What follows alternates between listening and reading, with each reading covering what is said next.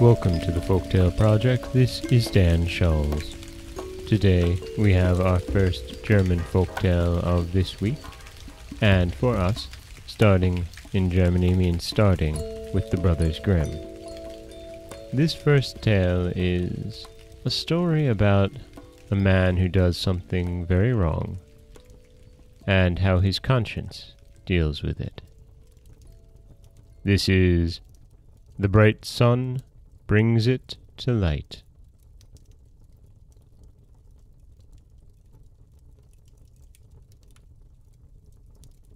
A tailor's apprentice was traveling about the world in search of work, and at one time he could find none, and his poverty was so great that he had not a farthing to live on.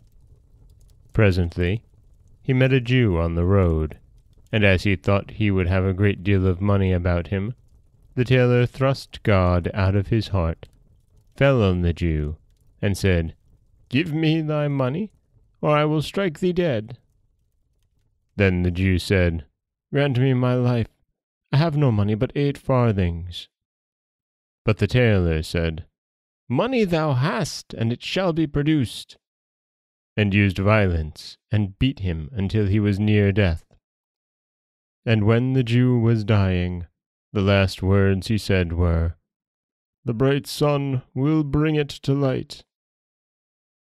And thereupon he died. The tailor's apprentice felt in his pockets and sought for money, but he found nothing but 8 farthings, as the Jew had said.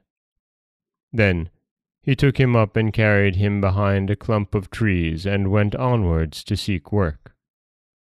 After he had travelled about a long while, he got work in a town with a master who had a pretty daughter, with whom he fell in love, and he married her, and lived in good and happy wedlock. After a long time, when he and his wife had 2 children, the wife's father and mother died, and the young people kept house alone.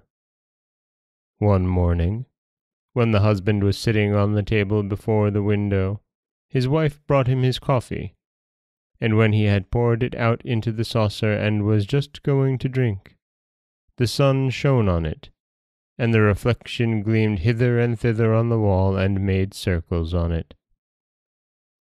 Then the tailor looked up and said, "Yes, it would like very much to bring it to light, and cannot." The woman said, "Oh, dear husband, what is that, then? What dost thou mean by that?" And he answered, "I must not tell thee." But she said, "If thou lovest me, thou must tell me," and used her most affectionate words, and said that no one should ever know it, and left him no rest.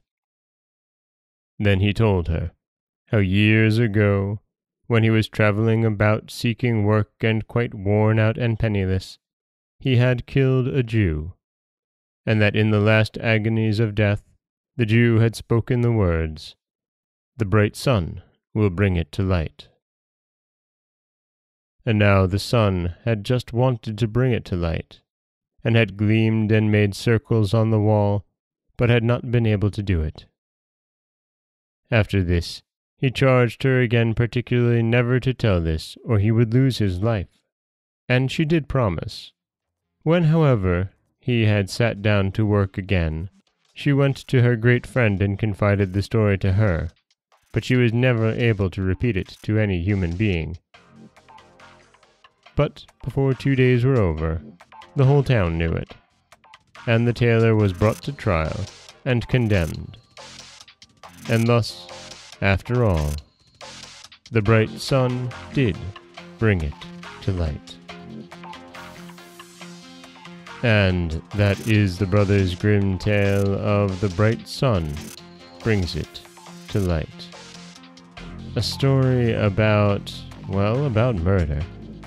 About just being slightly racist, well, very racist, in assuming that the Jew would be carrying money.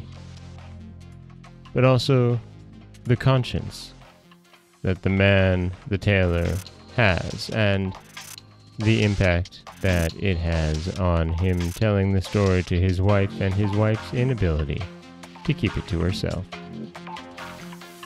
This is Dan Scholes for the Folktale Project. Don't forget that you can subscribe to the podcast on Apple Podcasts, Stitcher, Google Play, Overcast, anywhere you like to get your podcasts. You can follow us on Twitter at Folktale Project. You can find us on Auto Radio, TuneIn Radio, iHeartRadio, Spotify, anywhere you like to listen.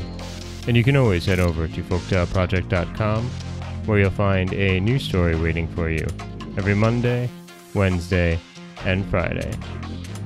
And don't forget that if you'd like to help support the podcast, you can always head over to patreon.com/folktaleproject, where for as little as $1 a month, you can get early access to every story told.